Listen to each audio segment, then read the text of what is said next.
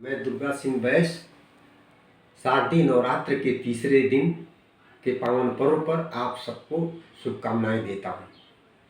मित्रों, आज मैंने सोचा कि आप अपने जीवन के कुछ अनुभव आपसे साझा करूं।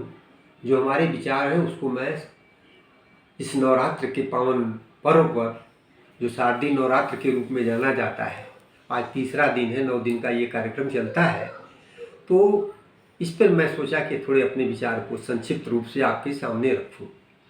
तो ये त्यौहार 9 दिन का हमारे पूर्वजों ने, हमारे ऋषियों मुनियों ने, हमारे वैदिक शास्त्रों में वर्णित करके कह दिया कि अगर आप साल में ये 2 बार कार्यक्रम आता है नवरात्र का, एक शारदीय नवरात्र जो इस समय चल रहा है, एक चैत्र नवरात्र आता है जब वो भी 9 दिन का होता है, जबकि हिंदी महीने के हिसाब से साल का शुभारंभ होता है चैत्र नवरात्र के रूप में, वो समय होता है, तो उसको भी 9 दिन हम लोग वैसे ही मनाते हैं जैसे इस समय मना रहे हैं। इसको हमारे ऋषियों मुनियों ने इसलिए ये 9 दिन का समय रखा क्योंकि इस समय जलवायु परिवर्तन होता है, वर्षा काल का अंत होता है और शीतकाल का आरंभ होता है, तो ये संधि काल इसको कहा जाता है। ऐसे मौसम परिवर्तन में वायुमंडल में इतनी विसंगतियां पैदा हो जाती हैं, तमाम बैक्टीरिया नेगेटिव पैदा हो जाते हैं जो व्यक्ति को बहुत नुकसान पहुंचाते हैं। लोग बीमार पड़ जाते हैं बड़ी संख्या में। खान पान का अगर ध्यान नहीं रखते हैं तो निश्चित रूप से उनको अस्पतालों का चक्कर लगाना पड़ जाता है। कारण ये है कि वायुमंडल बिल्कुल प्रदूषित रहता है।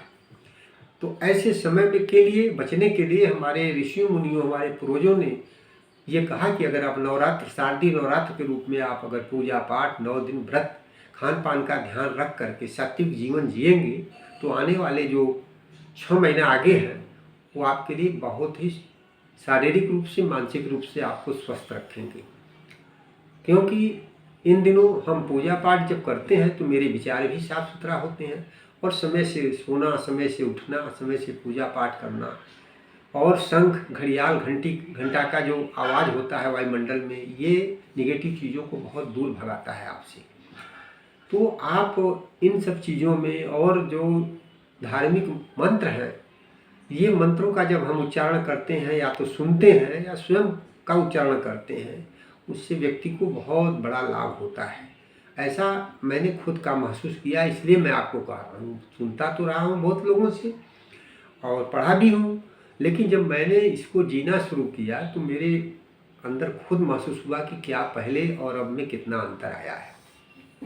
2 दिन में लोग खान पान को सात्विक रखते हैं, शाकाहारी भोजन करते हैं, कुछ लोग व्रत रखते हैं, 9 दिन व्रत रहते हैं, कुछ लोग एक टाइम भोजन हल्का फुल्का करते हैं, फल और दूध का सेवन करते हैं, जो भी तामसिक चीज़ें हैं उससे खाने से बचते हैं।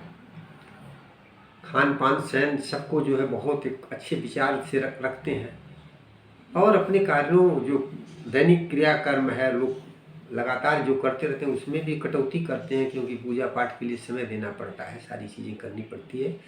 तो उससे सेहत के लिए, समाज के लिए और देश के लिए बहुत बड़ा लाभ पहुंचाने वाला ये पर्व है।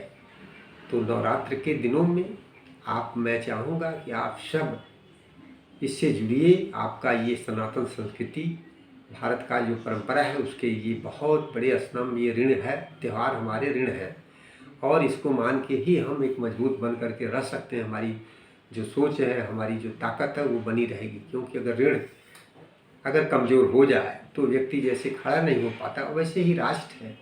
अगर आपकी राष्ट्रीय भावना कमज़ोर हो जाएगी, जो ऋण है वो कमज़ोर पड़ जाएगी, तो राष्ट्र कभी मजबूत नहीं हो सकता। तो इसलिए हम अपने त्योहारों को बड़े धूमधाम के साथ, बड़े निष्ठा के साथ, दोनों नवरात्र हो, जो भी त्यौहार हमारे हैं साल में, हमारे अधिक से अधिक त्योहारों में ऋषियों मुनियों ने अधिक से अधिक त्योहारों को क्यों दिया? इसलिए दिया कि हम अधिक से अधिक त्योहारों से जुड़े रहेंगे तो हम अच्छी चीज़ों को सोचेंगे, अपने बुराइयों से कम अधिक से अधिक दिन तक दूर रहेंगे, अच्छी बात सोचेंगे, सकारात्मक बात सोचेंगे तो सकारात्मक ऊर्जा पैदा होगी।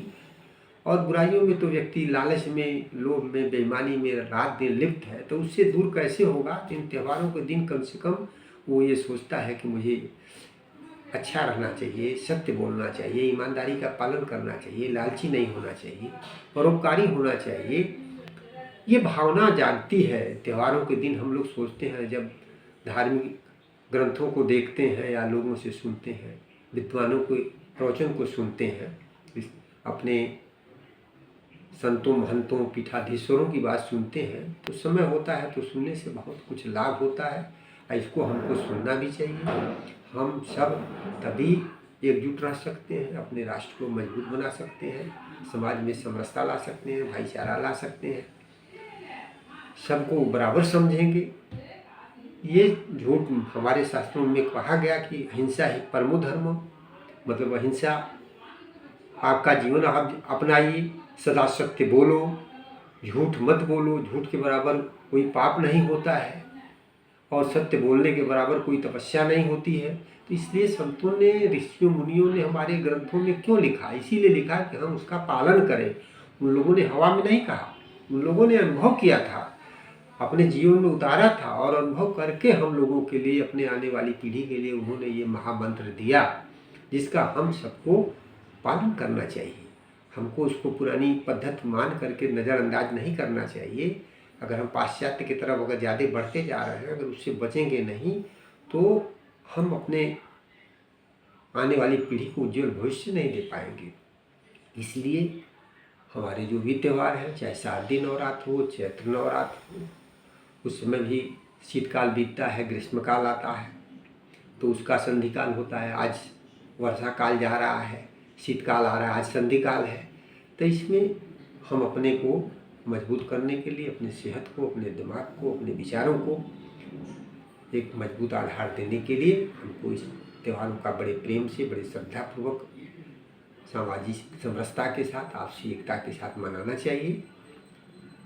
और हमने महसूस भी किया, बताया कि मैं पहले आप सारे लोगों की तरह जीता था, तब मैं क्या सोचता था, और मैं पूरे रूप से अपने को सात्विक कर दिया और भारतीय परंपरा और अपने ऋषि मुनियों की पद्धति को अपनाने का अधिक से अधिक प्रयास करता हूँ, तब मेरे में कितना बड़ा अंतर आया है मैं महसूस किया हूँ। और मैं चाहता हूँ कि आप भी इसका थोड़ा पालन करें और महसूस करें कि क्या आपके साथ भी ऐसा होता है।